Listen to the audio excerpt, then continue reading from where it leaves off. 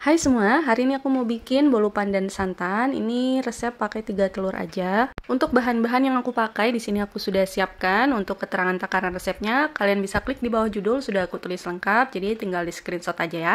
Nah, kalau kalian nggak punya timbangan, ini aku kasih takaran sendoknya juga. Untuk tepung terigu di sini 1 sendok berat 10 gram. Dia sendokannya nggak munjung dan nggak rata banget. Nah, untuk gula pasir 1 sendok rata, dia beratnya 10 gram. Karena untuk gula pasirnya di sini aku pakai 200 gram. Jadi untuk sendok makannya, di sini aku pakai 20 sendok makan. Sendokannya harus rata kayak gini ya. Selanjutnya di sini aku pakai baking powder, kurang lebih 1/4 sendok teh aja. Nah, di mangkok ini aku udah campur margarin dengan minyak goreng.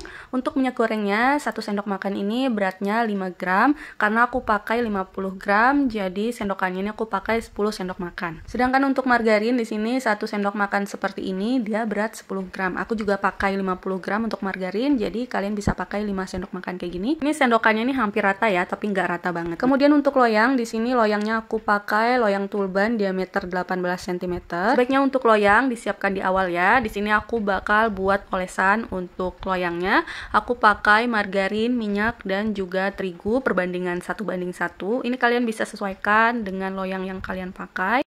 Semakin besar loyang, semakin banyak juga olesan yang dibutuhkan.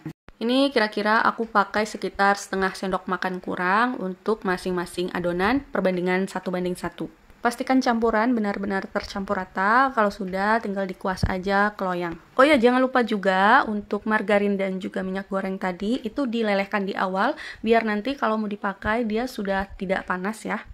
Dan kalau loyang sudah siap, ini aku sisihkan dulu. Kemudian lanjut aku pecahkan 3 butir telur. Di sini aku sudah siapkan baskom. Baskomnya pastikan bebas dari minyak dan dalam keadaan kering, biar hasil mixerannya maksimal. Kemudian masukkan gula pasir. Tambahkan SP. Kalau sudah, ini tinggal di mixer aja dengan kecepatan paling tinggi sampai adonannya berubah warna jadi putih kental berjejak. Ini kira-kira aku mixer kurang lebih 8 menitan. Oh ya, sebelum dipakai pastikan juga untuk stick mixernya ini dalam keadaan bebas minyak. Biasanya kalau masih ada minyak, dia nggak mau ngembang adonannya. Kalau adonannya nggak bisa ngembang, udah pasti nanti bolunya kalau dipanggang jadi bantet. Dari yang pernah aku alamin sejauh ini ada 3 hal yang bikin adonan gagal atau ngembangnya tuh nggak maksimal. Pertama, baskom ataupun stick mixer itu masih ada nempel minyak. Yang kedua, karena SP yang dipakai sudah tidak bagus. Aku pernah ngalamin pakai SP yang kualitasnya udah nggak bagus, padahal masa expirednya itu masih lama. Cuman mungkin karena penyimpanan yang nggak baik, makanya kualitas dari SP-nya jadi menurun. Aku sampai nge-mixer 2 kali, itu adonannya tetap sama, hasilnya nggak ngembang maksimal. Kalau dipanggang udah dipastikan bakal jadi bantet. Dan setelah SP-nya aku ganti, baru adonannya mau ngembang maksimal. Dan penyebab yang ketiga biasanya karena kualitas dari telur yang dipakai sudah tidak segar. Lanjut, ini adonannya sudah 8 menit aku mixer. Mixernya aku matikan dan aku masukkan baking powder, juga tepung terigu. Untuk tepung terigunya ini aku kasih sedikit demi sedikit sambil adonannya aku mixer dengan kecepatan paling rendah. Di tahap ini masukkan bahan-bahannya harus cepat ya, jadi nggak usah terlalu lama di mixer, takutnya adonannya jadi malah turun. Kalau tepung terigunya sudah cukup tercampur, langsung masukkan bahan-bahan yang lain. Di sini aku masukkan 1 bungkus santan instan. Selanjutnya aku tambahkan dengan margarin dan minyak goreng yang sudah dilelehkan sebelumnya. Ini sudah dalam keadaan dingin, aku tuang sedikit demi sedikit. Ini sengaja aku tuang sedikit demi sedikit biar langsung kena mixer. Kalau dituang sekaligus biasanya cairannya langsung ngendap ke bawah, jadi untuk waktu nge-mixernya lebih lama. Kalau terlalu lama di mixer, takutnya nanti adonannya malah jadi turun ya. Nah, untuk memastikan adonan benar-benar tercampur rata, ini aku aduk lagi manual pakai spatula. Jangan lupa pakai teknik aduk balik biar udaranya nggak banyak keluar. Selanjutnya adonannya aku sisihkan sedikit di mangkok. Ini mangkok bekas margarin dan minyak yang sudah dilelehkan tadi ya, biar nggak banyak cucian. Ini aku kira-kira aja sesuai selera. Kalau sudah, selanjutnya adonan yang di baskom aku tambahkan dengan pasta pandan. Kemudian untuk adonan yang di mangkok, ini aku tambahkan dengan pasta kopi mocha. Kalau kalian mau pakai pasta coklat juga boleh banget. Untuk warnanya ini sesuai selera ya. Kalau kalian mau warnanya lebih terang lagi, kalian bisa tambahkan pasta pandan ataupun pasta kopi mochanya. Nah, kalau masing-masing adonan sudah tercampur rata, selanjutnya ini tinggal dituang aja ke dalam loyang yang sudah disiapkan sebelumnya. Yang pertama aku tuang secukupnya untuk adonan pandan dan tuang secukupnya untuk adonan kopi mocha. Tuang adonan pandan lagi, kemudian tuang adonan coffee mocha. Untuk selanjutnya kalian bisa lihat di video karena di sini adonannya aku tuang selang-seling. Oh iya, jangan lupa untuk ovennya dipanaskan dulu 10 menit sebelum adonan masuk. Kalau adonannya sudah siap, jangan lupa juga siapkan alas loyang seperti ini yang ditumpuk-tumpuk. Di video sebelumnya aku pernah bahas.